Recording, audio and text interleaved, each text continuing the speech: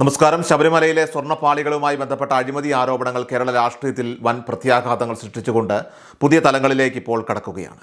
ദേവസ്വം ബോർഡിനെയും സംസ്ഥാന സർക്കാരിനെയും പ്രതിക്കൂട്ടിലാക്കി മുതിർന്ന കോൺഗ്രസ് നേതാവ് കെ മുരളീധരൻ ഉന്നയിച്ച കടുത്ത വിമർശനങ്ങൾ ഭരണകൂടത്തെ പ്രതിരോധത്തിലാക്കിയിരിക്കുകയാണ്.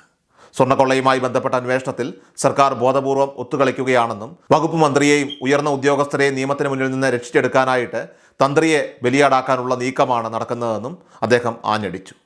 പ്രത്യേക അന്വേഷണ സംഘത്തിൻ്റെ കണ്ടെത്തലുകൾ തന്ത്രിയിലേക്ക് മാത്രം കേന്ദ്രീകരിക്കുന്നത് യഥാർത്ഥ പ്രതികളെ മറയ്ക്കാനുള്ള ഗൂഢാലോചനയുടെ ഭാഗമാണ്. ദേവസ്വം ഭരണകർത്താക്കളുടെയും ഭരണകൂടത്തിൻ്റെയും ഒത്താശയില്ലാതെ ഇത്രയും വിപുലമായിട്ടുള്ള രീതിയിലുള്ള സ്വർണ്ണക്കടത്തോ അഴിമതിയോ നടക്കില്ലെന്ന് ഉറപ്പിച്ചു പറയുന്ന അദ്ദേഹം ഇത്ര വലിയൊരു കൊള്ള നടന്നിട്ടും അത് മന്ത്രി അറിഞ്ഞില്ല എന്ന് പറയുന്നത് സാമാന്യ യുക്തിക്ക് നിരക്കാത്തതാണെന്ന് പരിഹസിച്ചു. ഭരണത്തിൻ്റെ തിരശ്ശീലയ്ക്ക് പിന്നിൽ നടക്കുന്ന ഈ വലിയ അഴിമതി പുറത്തു കൊണ്ടുവരുന്നതുവരെ പ്രതിഷേധം തുടരുമെന്നാണ് അദ്ദേഹത്തിൻ്റെ വാക്കുകൾ വ്യക്തമാക്കുന്നത്. ഈ കേസിൽ മുൻ ദേവസ്വം മന്ത്രി കടകംപള്ളി സുരേന്ദ്രനെ ചോദ്യം ചെയ്ത നടപടിയിൽ ഉണ്ടായ അവ്യക്തതയും അന്വേഷണ ഏജൻസികളുടെ നിഷ്ക്രിയത്വവും മുരളീധരൻ രൂക്ഷമായ ഭാഷയിൽ വിമർശിച്ചു.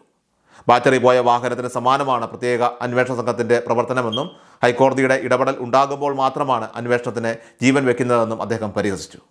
തന്ത്രിയുടെ അറസ്റ്റിലോ അന്വേഷണത്തിലോ ഉള്ള ശരിതെറ്റുകൾക്കപ്പുറം ഈ അഴിമതിക്ക് പിന്നിലുള്ള ഉന്നത ശക്തികളെ നിയമത്തിന് മുന്നിൽ കൊണ്ടുവരേണ്ടത് ജനങ്ങളുടെ അവകാശമാണെന്നും അദ്ദേഹം ഓർമ്മിപ്പിച്ചു. മന്ത്രിമാരെയും ഭരണപക്ഷത്തെയും രക്ഷിക്കാനുള്ള നീക്കങ്ങൾക്കെതിരെ ശക്തമായ പ്രക്ഷോഭ പരിപാടികൾ ആസൂത്രണം ചെയ്യുന്ന പ്രതിപക്ഷം നിയമസഭാ സമ്മേളന വേദിയിൽ സെക്രട്ടേറിയറ്റ് മാർച്ച് ഉൾപ്പെടെയുള്ള സമരങ്ങളുമായിട്ട് മുന്നോട്ട് പോകാനാണ് തീരുമാനിച്ചിരിക്കുന്നത്. മുരളീധരൻ്റെ ബിഹൈൻഡ് ദ കർട്ടൻ വെളിപ്പെടുത്തലുകൾ വരും ദിവസങ്ങളിൽ സർക്കാരിന് വലിയ രാഷ്ട്രീയ വെല്ലുവിളികൾ ഉയർത്തുമെന്നതിൽ സംശയമില്ല. ഏതായാലും മുരളീധരൻ്റെ ആ പ്രതികരണത്തിലേക്ക് പോകാം. ചോദ്യം ചെയ്തിട്ട് കസ്റ്റഡിയിൽ എടുത്തിരിക്കുക. പക്ഷേ ഇപ്പോൾ ഓരോ വിഷയത്തിലും പ്രതികരിക്കേണ്ട കാര്യമില്ല. പക്ഷേ ഇവിടെ ഒരു കാര്യമുള്ളത്, എല്ലാം ഇപ്പോൾ ജയിലിൽ കിടക്കുന്ന 4-5 പേരും തന്ത്രിയും ചേർന്നാൽ എല്ലാമായി എന്നാണ് ഗവൺമെന്റ് കരുതുന്നതെങ്കിൽ അത് ഞങ്ങൾ അംഗീകരിക്കില്ല. തന്ത്രിയിൽ ഒതുക്കണ്ട, തന്ത്രിയെ മറയാക്കി മന്ത്രിയെ രക്ഷിക്കാൻ നോക്കണ്ട. തന്ത്രി എന്ത് ചെയ്തു എന്നുള്ളതിനെ കുറിച്ച് ഞങ്ങൾക്ക് അഭിപ്രായം പറയാൻ കഴിയില്ല. കാരണം ഇത് അന്വേഷിക്കുന്ന ഉദ്യോഗസ്ഥന്മാർക്കാണ് അതിന്റെ കാര്യങ്ങൾ ബോധിപ്പിക്കേണ്ടത്. അത് കോടതിയിൽ പറയേണ്ട കാര്യമാണ്. പക്ഷേ ഈ ദേവസ്വം ബോർഡ് ഭരണകർത്താക്കൾ മാത്രം വിചാരിച്ചാൽ ഇങ്ങനെ സ്വർണം കടത്തി കൊണ്ടുപോകാൻ കഴിയുമൊന്നുമില്ല. ഇത് മന്ത്രിമാർ അറിഞ്ഞില്ലെങ്കിൽ പിന്നെ ഇവരെന്തിനാ മന്ത്രിമാരായിരിക്കുന്നത്? അതായത് സ്വന്തം വകുപ്പിന്റെ കീഴിൽ ഒരു കൊള്ള നടക്കുമ്പോൾ അത് കണ്ടുപിടിക്കാൻ മന്ത്രിമാർക്ക് കഴിഞ്ഞില്ല എന്ന് പറഞ്ഞാൽ ആരാ വിശ്വസിക്കുക? പ്രത്യേകിച്ച് മാർക്സിസ്റ്റ് പാർട്ടി പോലത്തെ സംവിധാനത്തിൽ. ഇത് അറസ്റ്റ് ചെയ്തവരെല്ലാം ഒരു പാർട്ടിക്കാരല്ലേ? ആ പാർട്ടിക്കാർ സ്വർണം കടത്തിയത് ബന്ധപ്പെട്ട രാഷ്ട്രീയ പാർട്ടിയും, അതായത് CPM-ഉം അതിന്റെ തലപ്പത്തുള്ളവരും മന്ത്രിയും അറിഞ്ഞില്ല എന്ന് പറഞ്ഞാൽ എല്ലാം തന്ത്രിയിൽ അവസാനിപ്പിക്കാം എന്ന് സർക്കാർ കരുതണ്ട. ഞങ്ങൾ ഏതായാലും സസൂക്ഷ്മം വീക്ഷിക്കുകയാണ്. മന്ത്രിമാരെ രക്ഷിക്കാനുള്ള ഏതെങ്കിലും ശ്രമം നടന്നാൽ അതിനെ ഞങ്ങൾ അംഗീകരിക്കില്ല എന്ന് മാത്രമല്ല, ഇപ്പൊ 20-ാം തീയതി നിയമസഭ കൂടുന്ന ദിവസം നിയമസഭാ മാർച്ചുണ്ട് കോൺഗ്രസിന്റെ നേതൃത്വത്തിൽ.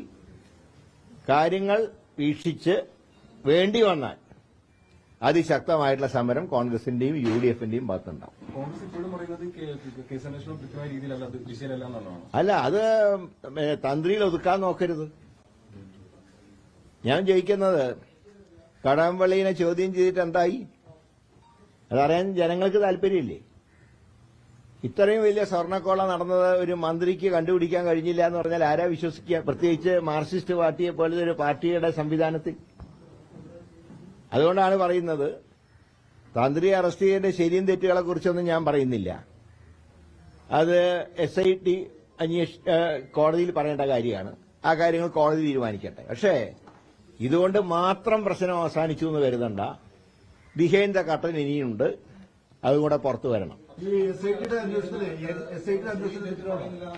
എങ്ങനെ?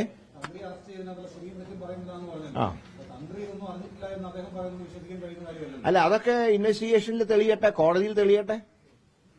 ഞാൻ അദ്ദേഹത്തിനെ അറസ്റ്റ് ചെയ്ത് തെറ്റാന്ന് ഞാൻ പറഞ്ഞില്ലല്ലോ. പക്ഷേ എല്ലാ കാര്യങ്ങളും തന്ത്രിയിൽ കൊണ്ട് അവസാനിപ്പിക്കാന്ന് കരുതണ്ട, അതേ ഞാൻ പറയുന്നുള്ളൂ. രാഷ്ട്രീയമായ ഇപ്പോഴും സ്വാധീനമുണ്ട്, സർക്കാരിന്റെ സ്വാധീനം അതിനെ ചില മാധ്യമ വാർത്തകൾ തന്നെ പറയുന്നത് സർക്കാരിന് അനുകൂലമുള്ള ചില ഉദ്യോഗസ്ഥന്മാരും SIT-യിൽ നുഴഞ്ഞു കയറി എന്ന് പറയുന്നുണ്ട്. അതെങ്ങനെ കയറി എന്നുള്ളതും കണ്ടുപിടിക്കേണ്ട കാര്യമാണ്.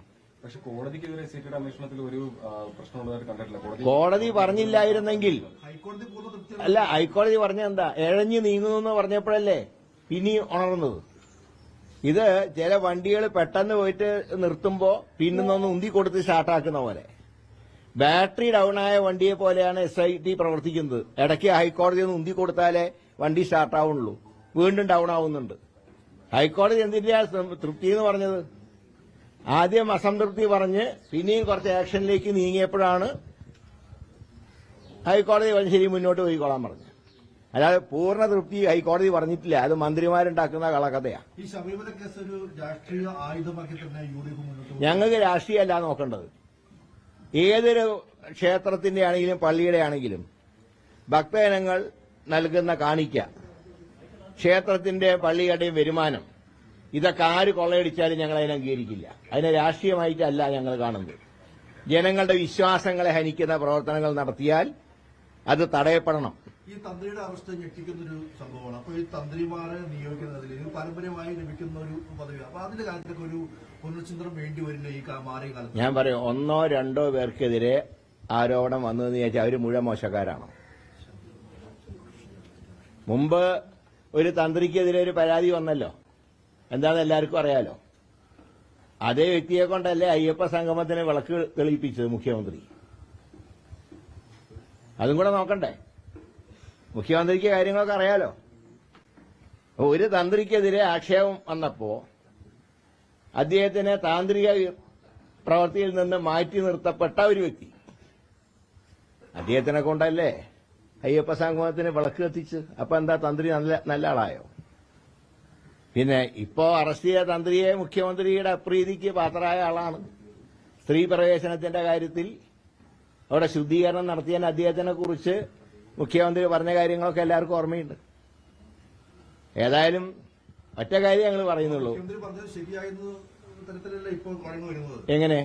ഈ അധികാര കേന്ദ്രങ്ങളുണ്ട് താക്കോൽ. ഞാൻ പറയാം, ആചാരാനുഷ്ഠാനങ്ങൾ സർക്കാർ ലംഘിച്ചാൽ അവിടെ തന്ത്രിക്ക് ഇടപെടണം.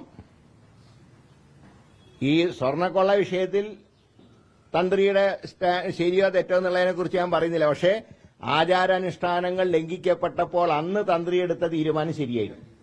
പക്ഷെ ഇപ്പോൾ പറയുന്നത് ഇപ്പോൾ ആചാരലംഘനം നടത്തിയെന്നുള്ളതാണ്. അത് തെറ്റിയിട്ടുണ്ടെങ്കിൽ അതിന്റേതായിട്ടുള്ള നിയമ നടപടികൾ സ്വീകരിക്കട്ടെ. എന്താ അതിന്റെ ഒരു ശിക്ഷ എന്ന് പറഞ്ഞാൽ, സാധാരണ രീതിയിൽ ഒരു തന്ത്രി താന്ത്രിക വിദ്യകളിൽ വീഴ്ച വരുത്തിയാൽ മാറ്റി നിർത്തും ആ പ്രവൃത്തിയിൽ നിന്ന്. അങ്ങനെ മാറ്റി നിർത്തിയ ഒരു തന്ത്രിയാണ്, മുൻ തന്ത്രിയാണ് അയ്യപ്പ സംഗമത്തിന് വിളക്ക് കത്തിച്ചത്.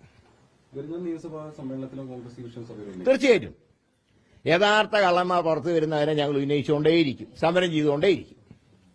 UDF സർക്കാർ അധികാരത്തിൽ വന്നാൽ ഇതിനെക്കുറിച്ചൊക്കെ സമഗ്ര അന്വേഷണം നടത്തി അന്ന് അകത്താക്കേണ്ടവർ അന്നകത്താക്കും. Falling behind your competition? Use SEMrush